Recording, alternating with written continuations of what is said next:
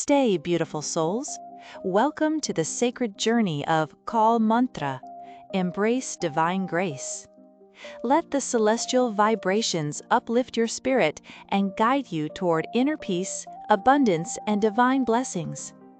Open your heart, chant with devotion, and awaken the infinite grace within you. Welcome to the Deep Dive. We're the show that, we try to cut through all that noise, that constant barrage information you get every day. Yeah, information overload is definitely real. Totally. And you scroll and scroll, you watch things, you listen, but do you ever feel like you really get it? Like, down to the core? That's the goal here, isn't it? To filter all that out and pull out the actual insights, the stuff that matters. Exactly. We want to connect the dots for you, make the complex stuff clear, but, without making it boring or overly academic. We want to give you those aha moments. Yes. And today, oh boy, we are going deep.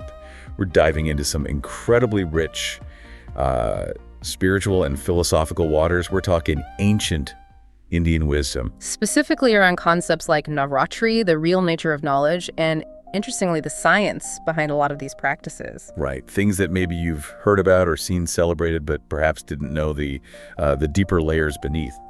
Our source material for this comes from some really powerful conversations with an expert. Someone who really challenges the common ways of thinking about these things. Absolutely. So our mission today, we want to clarify things like, what's the real difference between spirituality as we use it now and this ancient term adhyatma? We'll look at hidden meanings in stories like why Rama performed Navratri, or, this is fascinating, the blessings Mahishasura received. Which sounds counterintuitive, Yeah. right? And we'll explore the science woven into things like Mahavidya, Sri Vidya, even the Sanskrit language itself. The idea is to get you genuinely well-informed, way beyond just the surface-level understanding that most people have. So yeah, buckle up. This is your shortcut to really understanding some profound stuff. Yep. Let's get into it. Okay, part one. Let's start with that word. Spirituality. It's everywhere, isn't it? Oh, absolutely. It's almost a buzzword. And people use it for anything from like religion light to self-help to believing in ghosts, maybe. It gets really fuzzy. It does, and that's where our expert sources draw a really crucial line. The English word spirit. What does it even mean to most people? Yeah, good question. Maybe ghosts, like you said. Ethereal beings. Something outside of us. Right, or sometimes people mix it up with soul. They might say spirit means atma, but then they'll also say soul means atma. Huh. So English itself is a bit ambiguous there. It really is. There isn't one single perfect English word for the Sanskrit atma, which means the fundamental self, the I. Okay, so that ambiguity is key. Because the word we often translate as spirituality is adhyatma. And adhyatma, crucially, has no direct English equivalent. It's not just a translation issue, it's a whole different concept. How so? Break down adhyatma for us. Okay, so adhyatma comes from atyatma. Atyati means the beginning, the source, the origin. Ati, like the start. Exactly. So adhyatma literally means pertaining to the source of the self. It's about knowing yourself, your own origin, your fundamental nature. It's an inward look. Okay, so unlike spirit, which often feels external. Right. English tends to structure things in the third person, the spirit over there. Adhyatma is first person. It's about my atma, myself. It points inward. That distinction feels really important. It changes the whole direction of the search, doesn't it? Fundamentally, it shifts the focus from seeking something external to understanding your own inner core. And does this anadi concept, this focus on the source, apply elsewhere in Sanskrit thought? Oh, absolutely. It's a foundational principle. You have adhyatma for the self. Yeah. Then there's adibhautik, pertaining to the source or principles of the material world. Okay. Adilaukik, pertaining to the source or nature of this worldly existence. And adidaivik, pertaining to the divine forces, again, understood from their source or essential nature. So it's always about looking for the origin point, the fundamental principle. Precisely. It's a different way of framing reality compared to, say, a more objective third-person Western approach, which might focus more on describing the phenomena itself rather than its absolute origin. So for you listening, why does this matter so much? Understanding this difference between spirituality and adhyatma is like getting the key to unlock Eastern philosophy. It really is. It shows you that the highest knowledge, Atma Vidya, isn't just about knowing gods or rituals. It's self-knowledge, knowing your own adhyatma. Exactly. And that self-knowledge then illuminates everything else. Understand the microcosm, the self, the pindanda, and you start to grasp the macrocosm, the universe, the Brahmanda. Wow, okay. So that's a huge foundational piece. Now let's talk about something that definitely trips us up day to day. Assumptions. Tara. Right, Dharana. A belief we hold maybe without even realizing it or examining it. And our sources say this can lead straight to kupratha. Malpractice. Yeah. Doing things the wrong way, even with good intentions. And ultimately to awaken, ignorance. Mm-hmm. Especially in religious or spiritual context, but really anywhere in life with all the info flying around. It's a critical problem. We usually think in a binary, true or false. Satya or asatya. Yeah. Is it real or not real? But Indian wisdom introduces a third category, and this one is tricky. Mithya. Mithya. Okay, what's that? It's not just false. No, it's more subtle. Mithya is neither true nor untrue. It exists outside that binary. It's something that appears real, it seems true, but it lacks ultimate fundamental reality. It's like an illusion. An illusion. Can you give an example? You mentioned misinformation before. Maybe expand on that. Misinformation is a good modern analogy, yes. But think philosophically, like a dream. When you're dreaming, it feels totally real, right? The fear, the joy, the places, the people, it has a reality to you in that moment. Yeah, absolutely. But when you wake up, poof, the whole thing vanishes. Was it untrue in the sense that you were lying to yourself? No. Was it true in the way waking reality is? Also no. It was mithya.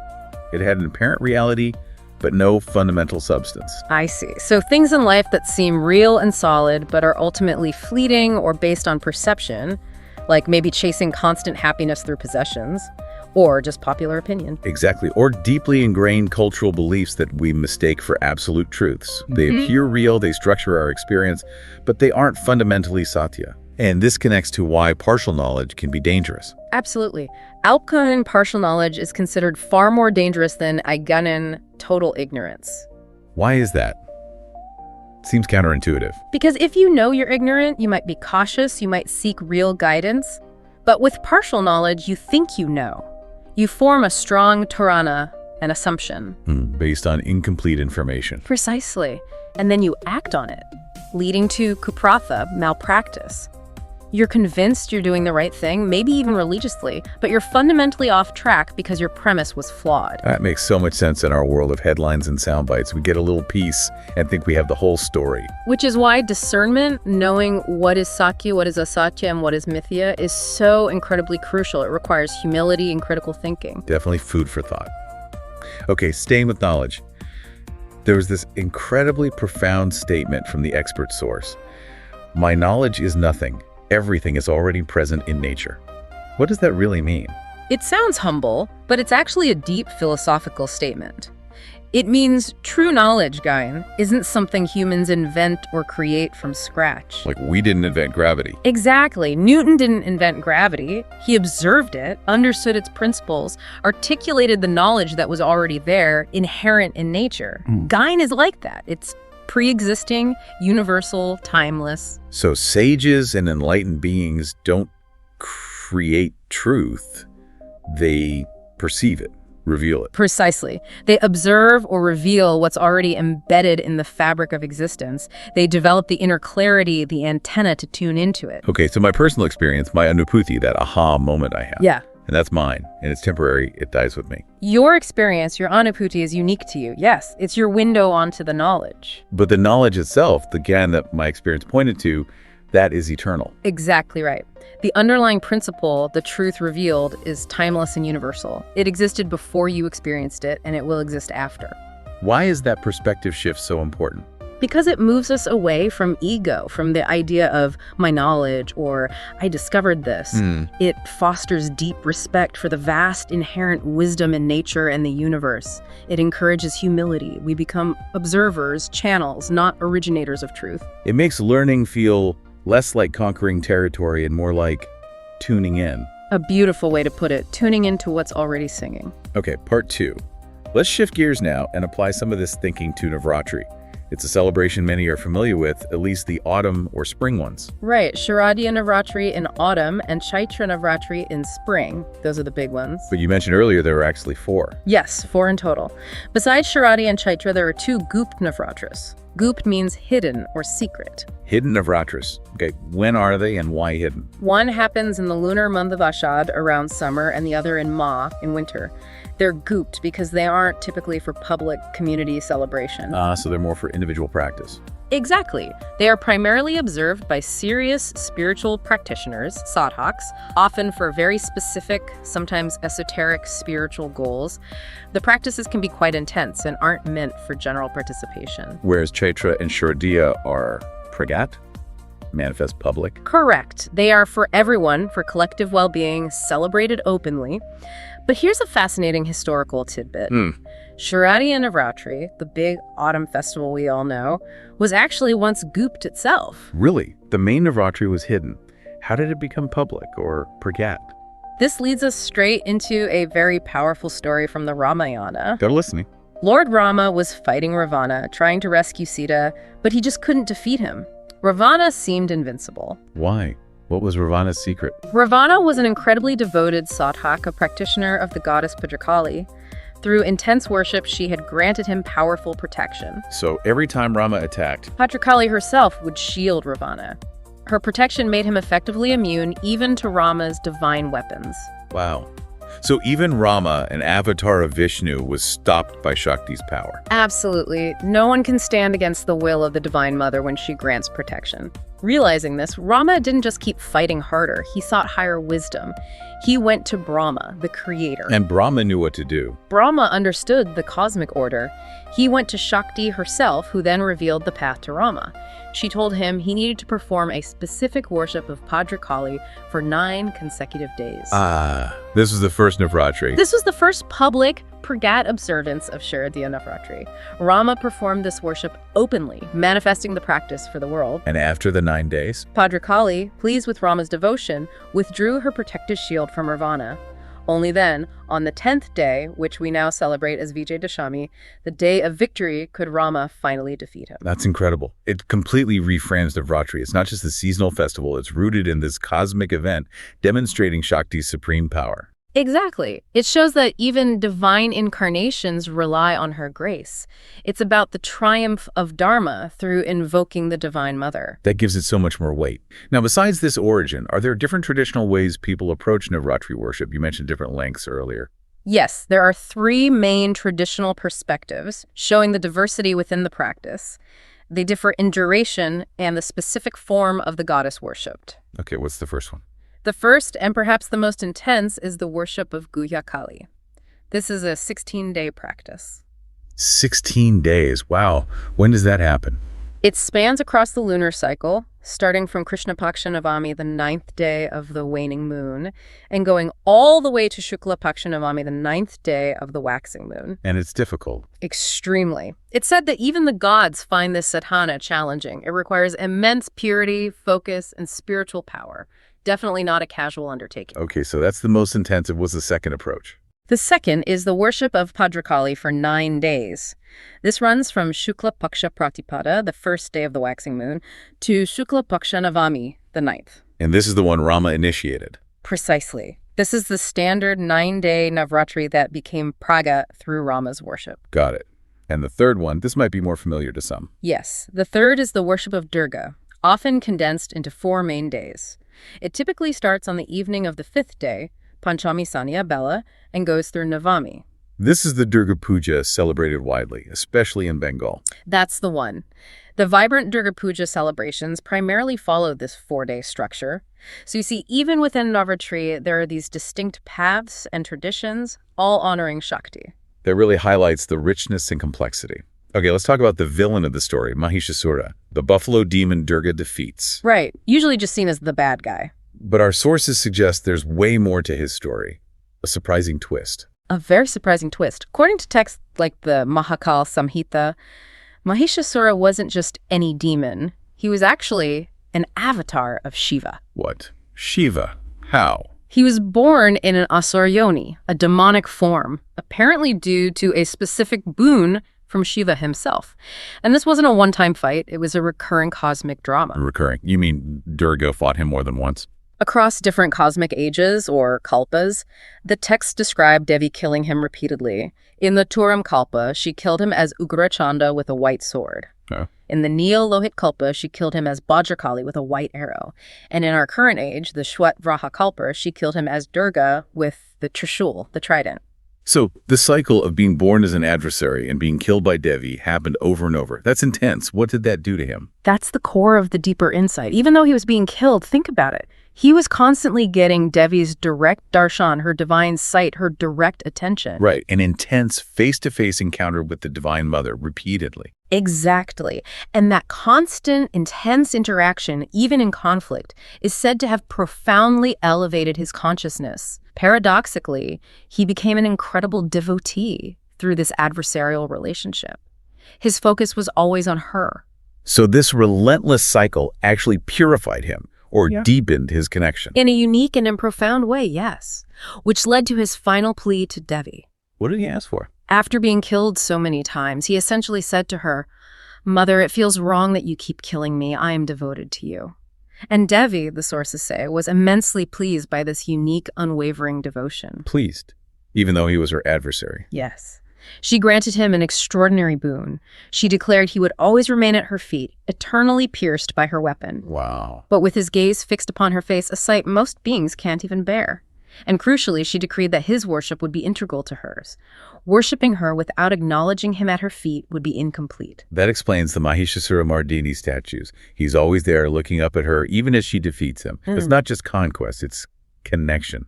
Yeah. Devotion. It completely changes the narrative from simple good versus evil to a profound story of divine play, Leela, intense devotion, and ultimate liberation granted even through conflict. It makes you see beyond the surface roles. That's amazing. And just one more fascinating detail in that scene, the lion Devi rides. Yeah, her mount. That lion itself was a boon granted to Lord Vishnu, but only after he performed intense spiritual practice, sadhana, for many, many ages. Even the vehicle has a deep history of devotion behind it. It shows how interconnected everything is in that divine iconography. Nothing is accidental.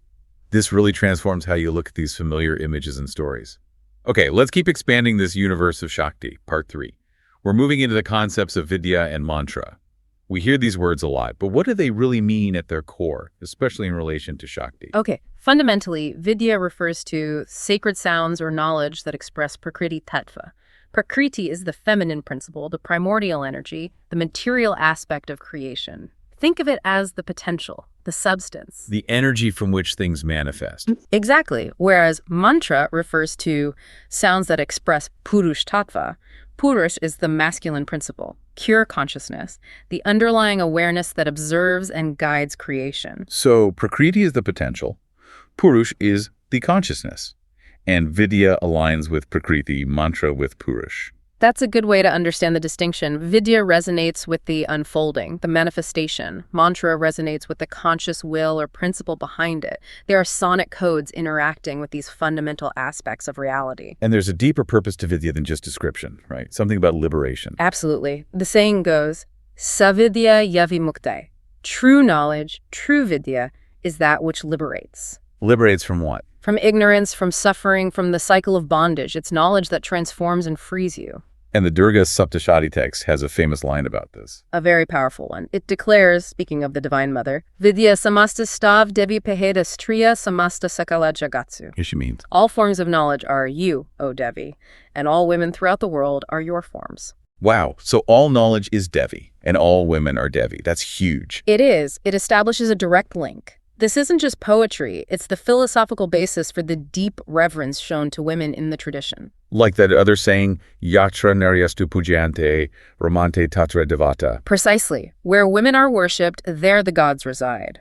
It stems directly from this understanding that the divine feminine embodies both wisdom, vidya, and creative power, prakriti. That connects cosmology, knowledge, and social values in a really profound way.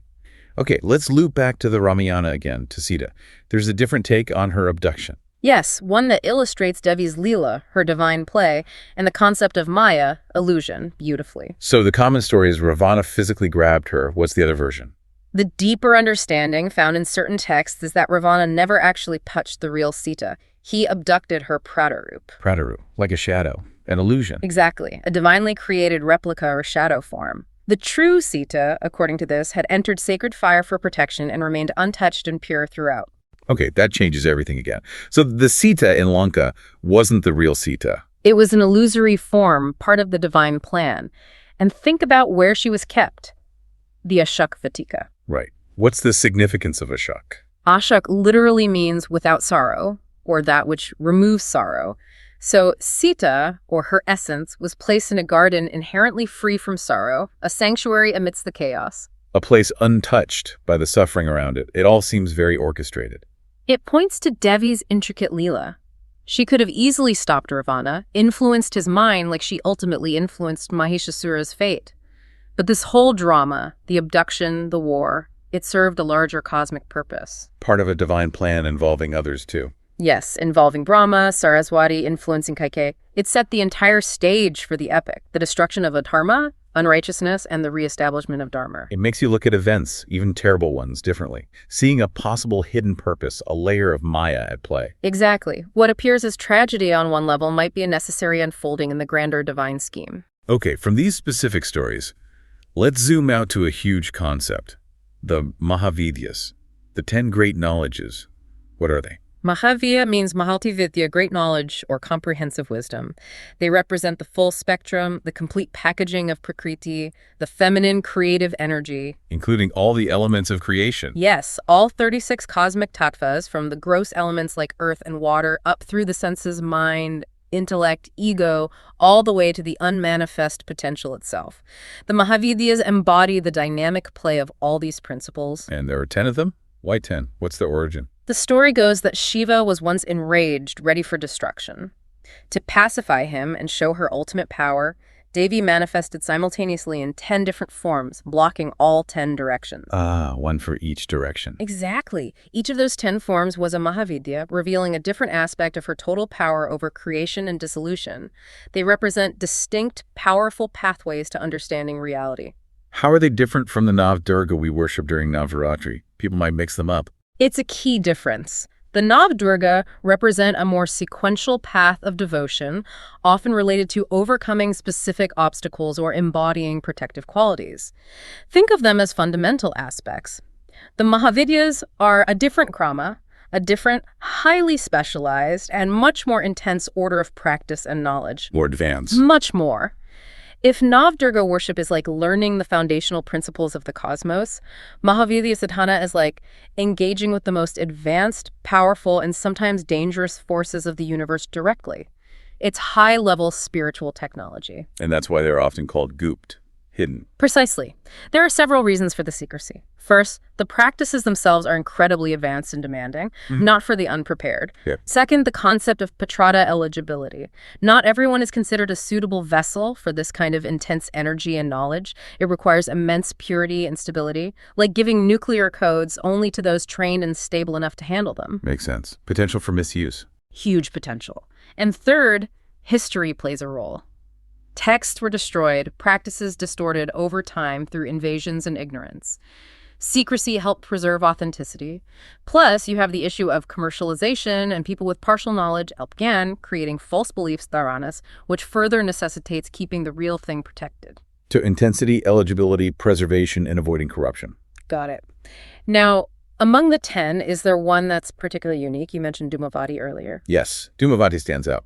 She's the only Mahavidya depicted without a consort, a Bhairav or Shiva counterpart. Oh, why is that? Her origin story is symbolic and intense. Overcome by hunger, she's said to have consumed Shiva himself. The smoke, Duma, arising from that act, gave her the name Dhumavati, she who is made of smoke. She consumed Shiva. That's a powerful image. What does it signify? It points to her representing a very primordial, perhaps pre-dualistic state. She's often called Jesta, the eldest, the superior. She embodies dissolution, the void, the wisdom found in hardship and loss. And her worship is difficult. Extremely rare and difficult, not for householders or ordinary practitioners. Her form isn't even clearly defined sometimes, reflecting her elusive nature. The Mahavidyas, collectively, are about understanding the full spectrum, creation and destruction, expansion and contraction, both outside and inside us. Okay. From the Mahavidyas, the great knowledges, we go even higher, to Shri Vidya, presented as the supreme knowledge. Yes, Shastaram Vidya, the most excellent, the supreme Vidya, encompassing all others. What's its core essence? It's profoundly linked to the sound E. This vowel sound connects to Shakti, the primordial willpower, the divine will to create. The will behind I am one, may I become many. Exactly that impulse. Eko aham bahusyam. That initial spark of divine will, expressed in the E sound, is the source of the Sri Tattva, the principle of auspiciousness, beauty, prosperity, and ultimate reality that is Sri Vidya. And within Sri Vidya, who is a central figure, Lalita. Lalita, often called Lalita Tripura Sundari, is considered the manifest Vyakta form of the ultimate unmanifest reality of Sri Vidya, sometimes called Maha Tripura Sundari.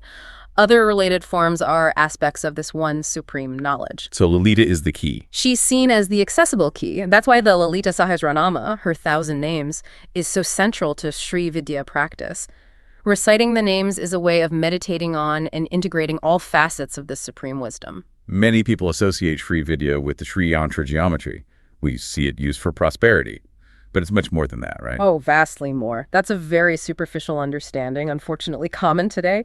The Sri Yantra is an incredibly complex and sacred geometric diagram. It's a map of the cosmos, the Brahmanda. A map of the universe. Yes, and simultaneously it's a map of the human body, the Pindanda. It shows the unfolding of creation, of Maya or illusion, from the central point, the Bindu, outwards through intricate triangles and circles and petals. Wait, it's a map of the human body too. How? Here's the really mind-blowing part. Your own body is a living Sri Yantra.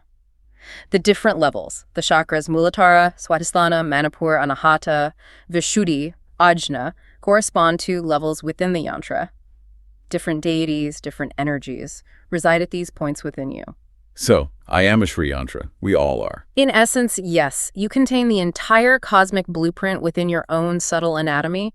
Understanding this shifts the focus from an external diagram to your own internal reality. That's incredible. But if someone does want to work with an external Sri Yantra, what makes it genuinely effective, not just decorative? Okay, crucial points here. First, authenticity. For holding the energy, particularly of Mahalakshmi, the expert sources stress it should ideally be sphatic natural crystal. Metal ones are symbolic, but don't hold the energy in the same way. Crystal, okay. What else? It absolutely must be Siddh, properly consecrated, energized, activated by a genuinely empowered guru. This isn't generic, it's often personalized, linked energetically to the practitioner's name, their lineage, even birth details. So not something you just buy online or in a shop. Definitely not, if you want real efficacy. And it's not just the yantra, the asana, the mat you sit on for practice, the roli, the red powder used, even the mala, the prayer beads, they all need to be consecrated and energetically linked together by the guru in a complete chain. The whole system needs to be activated. Exactly. Without that complete consecrated system, the Sri Yantra remains just a geometric pattern. It lacks the indwelling power. That explains why results might vary so much. And what about the mantras used with it? Is there something special needed there too? Yes, especially in our current age, the Kali Yuga. Many potent mantras are said to be kilit, locked, or sealed. Locked. By whom? Why? By Shiva himself, according to tradition, to prevent misuse by those lacking the purity or wisdom to handle their power safely. Improper use could be destructive. So how do you unlock them? This is where the guru is absolutely essential. A true, empowered guru performs nishkilan, the unlocking process for the specific disciple. They have the spiritual authority to break the seal and make the mantra potent and effective for that person. So just reading a mantra from a book won't work? For these locked mantras, no, it will remain dormant. It's like having encrypted software without the decryption key. The guru provides the key through initiation. Direct transmission is paramount. That really emphasizes the importance of a genuine lineage and teacher. And underpinning all of this Shakti worship, there's the concept of the Tridevi. The three main goddess forms, Mahakali, Mahalakshmi, Mahasaraswati. They are fundamental and always interconnected. Never really separate. Never truly separate. They represent the core triangle you see in the Sri Yantra and energetically present in all Shakti peeths, sacred sites.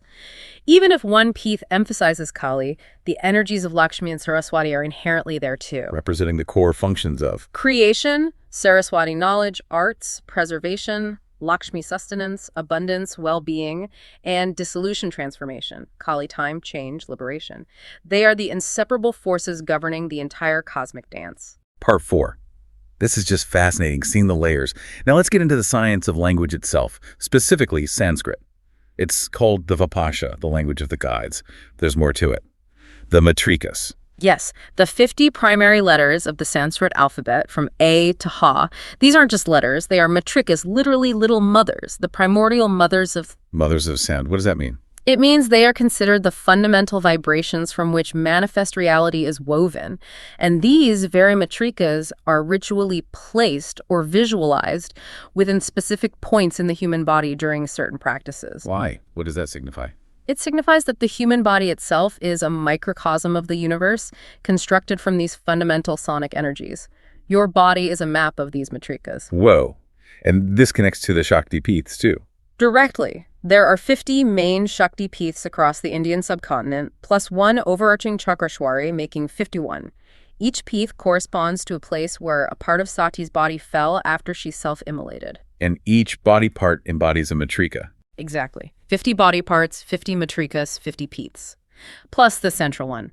It's a mapping of the divine feminine energy, fragmented and spread across the land, mirroring the sounds that make up the body and the cosmos. The alphabet, the body, the sacred geography, all linked. That's incredible. Is there scriptural backing for letters being divine? Yes, the Bhagavad Gita 8.3 has a profound line, Aksharam Brahma Paramam. Aksharam Brahma Paramam. What does akshara mean here? Aksharam has a double meaning. It means indestructible, imperishable. It also means letter or syllable. So the verse implies letters are the indestructible supreme reality. That's the profound implication, that the very building blocks of Sanskrit language are eternal, divine aspects of Brahman. The universe is literally written in an eternal, sacred code. Mind-blowing. And the definition of mantra also ties into this. Perfectly. Mananat Trayat Iti mantra. That which saves or protects Trayat through reflection or repetition. Manat. Right. And mana is mind. The senses, indriyas, are also called aksha. Mantras are made of aksharas, these indestructible letters, so the sounds themselves directly work on the mind and senses to protect and liberate. It's vibrational science. A technology for consciousness. Okay, another example of the sound science. The Hamsa principle in breath. Yes, the natural sound of breathing. The inhale carries the vibration, ha. The exhale carries the vibration, sa. Ha. Sa, Hamsa, like the swan. It is symbolized by the swan, but Hamsa fundamentally refers to this breath cycle. Ha represents creation, expansion, taking in life force. Sa represents dissolution, contraction, release. So every breath mirrors the cosmic cycle. Every single breath you hear ha in laughter, expansion, joy. In sighs of satisfaction, ah, even in orgasm. It's the sound of life expressing itself. Sa is the letting go. And Saraswati, goddess of knowledge and speech, rides the Hamsa. Exactly. She embodies mastery over this creative, dissolutive cycle through sound. She uses her aksharmala, the garland of letters, matrikas, to weave reality through these vibrations. Controlling the Hamsa breath is a core yogic practice for controlling energy and mind. This precision explains why translations are often seen as inadequate, doesn't it? Why Sanskrit is emphasized. Absolutely. Sanskrit isn't just conveying meaning, it's deploying a vibrational code. The exact pronunciation, the tongue placement, the breath, it's designed to create specific energetic effects in the body and consciousness. So changing the sound changes the effect, like writing she as SH. You lose the precise frequency, the vibrational integrity. The code is broken. Think of computer code. Change one character, type void mean instead of void main, and the program crashes. Mantras are like that. It's not just the meaning, it's the sonic structure. Exactly. And translation adds other layers of distortion, the translator's understanding, their biases, the rana, the limits of the target language. You end up with something very diluted, maybe even wrong. So what should someone do if they don't know Sanskrit but want to engage with these texts, like the Gita or Saptashati? The strong recommendation from the tradition is read it in the original Devanagari script, even if you don't understand the words yet. First, reading the sounds. Yes. Engage with the sound vibration directly. The purity is maintained. With reverence and repetition, understanding can dawn because these sounds resonate with something deep within us. The vibration works even without intellectual comprehension. Focus on the energy, not just the intellect. That makes sense. And this sound science goes even deeper, into connections between words like mal and lamb. Yes, fascinating examples. Mal means impurity, dirt, waste. Reverse the letters, lamb. Lamb. Lamb is the bija mantra, the seed sound, for the Muladhara chakra, the root energy center where Kundalini resides. Wow. Reversing impurity gives the sound for the root power center. It suggests an inherent connection, a vibrational key. Another one, Madan, the god of desire, Cupid. It comes from man, mind, plus da, a matrika related to the sense elements.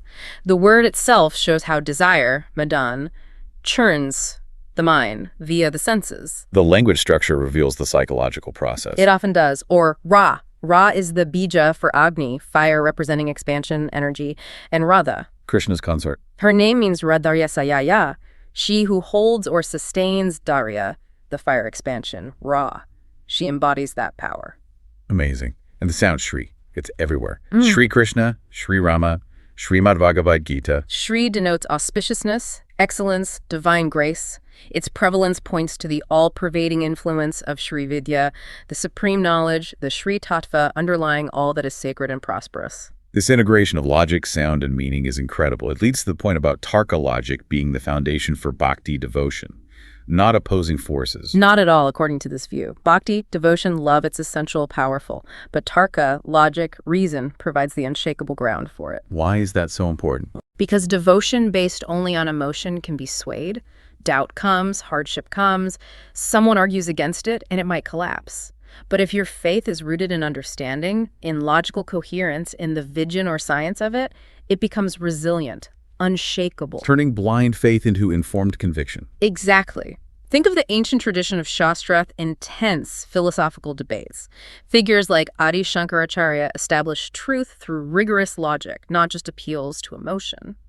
So understanding the science deepens the faith. Absolutely. It reveals the intricate, rational, beautiful system underlying it all. Spirituality becomes a profound, practical science of existence. Part 5, bringing this all together now, looking at the big picture. Karma, moksha, liberation, the purpose of it all. Let's start with moksha.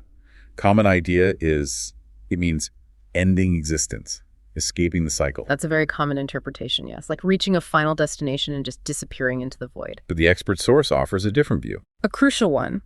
Moksha isn't necessarily an end to existence, but an avasta, a state of being, a state of liberation, freedom from ignorance and suffering that can be achieved within life. So you can be liberated while still existing, still functioning in the world. Yes, because if moksha meant everyone simply ceased to exist upon achieving it, then eventually Creation itself would stop. Prakriti would cease. Exactly, and that contradicts the understanding of an eternal, ongoing cosmic cycle. Creation continues.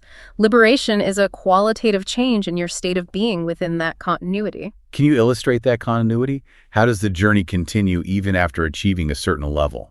Think of the soul's progression through different yonis or roles. A shisha, a disciple, works on cleaning their own gandagi, their own karmic baggage. Okay. Having done that, they might progress to become a guru, whose role is now to help clean the impurities of others. Taking on more responsibility. Right. Then perhaps they evolve further to become a devata, a deity overseeing and assisting gurus and entire realms, and maybe even eventually a Brahma, a creator god, starting new cycles. So it's a constant process of evolution, purification, and service within the cosmic structure. Exactly. Moksha is the state of being free from personal bondage while participating purposefully in this grand, ongoing cosmic evolution. It's freedom within the flow, not escape from it. That's a radically different and, frankly, more dynamic view of liberation. And within this cycle, human birth is seen as particularly significant. Immensely so. Acquiring a human body is considered incredibly rare and precious in the grand scheme of countless life forms. Why rare? Because of the unique potential it offers for self-awareness, conscious choice, and spiritual practice necessary for liberation. Many souls, the text suggests, are waiting for the right conditions, the right accumulated karma ripening, to get a human birth. It's not guaranteed. A precious opportunity. And being born into a culture or family that has access to this wisdom, like the Sanatan tradition in India, is considered an even greater fortune. Because you're given the code, the blueprint for understanding life and achieving that liberation, which isn't universally available or even known. So the responsibility is to use this rare life wisely, not to squander it chasing illusions or forgetting our true purpose, to make the most of this platform for growth and realization. but with humility, right? Not arrogance about being fortunate. Absolutely crucial. Damn, arrogance about one's good fortune or prabd is a major pitfall. Humility recognizes the blessing is for a purpose beyond ego. A powerful reminder for all of us. Okay, to wrap up this incredible deep dive, there's this final beautiful image comparing the male deities and the Divine Mother. Yes. Think of how Brahma, Vishnu, Shiva are often depicted, sometimes meditating, eyes closed, absorbed in their cosmic functions. Right. Deep in creation, preservation, or dissolution. But now think of Devi, Shakti, in virtually all her forms. How are her eyes usually shown? Always open. Always looking at Always open. What does that suggest? vigilance. Awareness. It's a profound analogy, like a mother who never truly sleeps deeply when her child is near. Even when resting, part of her is always awake, alert, listening for her child. The child sleeps peacefully because the mother is watching. So Devi is the ever-watchful mother. She is Prakriti, the ultimate mother, perpetually awake, even while the great gods might be absorbed in their cosmic roles or meditative states. She is continuously sustaining, nurturing, overseeing all of creation, including them.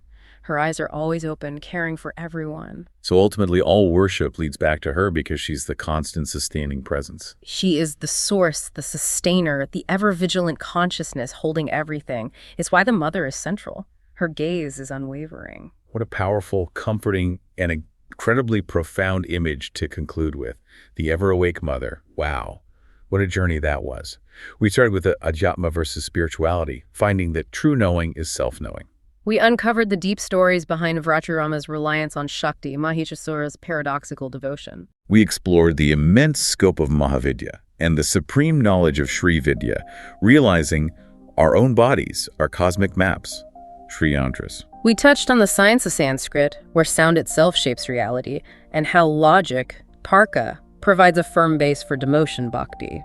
And we saw moksha not as an end, but a state within the ongoing cosmic dance, realizing the preciousness of this human life, all under the mother's watchful eye. We really hope this deep dive has given you more than just facts, but maybe a richer way to see things, a more connected perspective on life, knowledge, and yourself. Yeah, seeing the intricate design in it all, you're not just in the universe is in you. Absolutely. So here's that final thought for you to chew on. If existence truly is this vast, interconnected scientific code from galaxies down to the letters you speak, what does it really mean for you to be a living, breathing part of that code? And maybe more personally, how could understanding your own internal Sri Yantra, that divine blueprint within you, actually change how you experience your reality day to day? How you see your potential, your place in it all? Something profound to consider. Definitely. We encourage you to reflect on it, maybe explore this ancient wisdom that, in a very real sense, belongs to you. Thanks for joining us on The Deep Dive. Struggling with health, financial worries, wealth, relationships, or career? Don't let these challenges hold you back. Harness the ancient power of authentic Rudraksha, planetary remedies, and Vedic astrology to restore balance and attract success. But act fast. These sacred remedies are in limited stock. Visit callmantra.com today to transform your life. If this resonated with you, join our spiritual journey. Your support keeps us growing. We'd love to hear your thoughts. So like, comment, share with friends, and don't forget to subscribe. Thank you for watching, and we'll see you in the next one.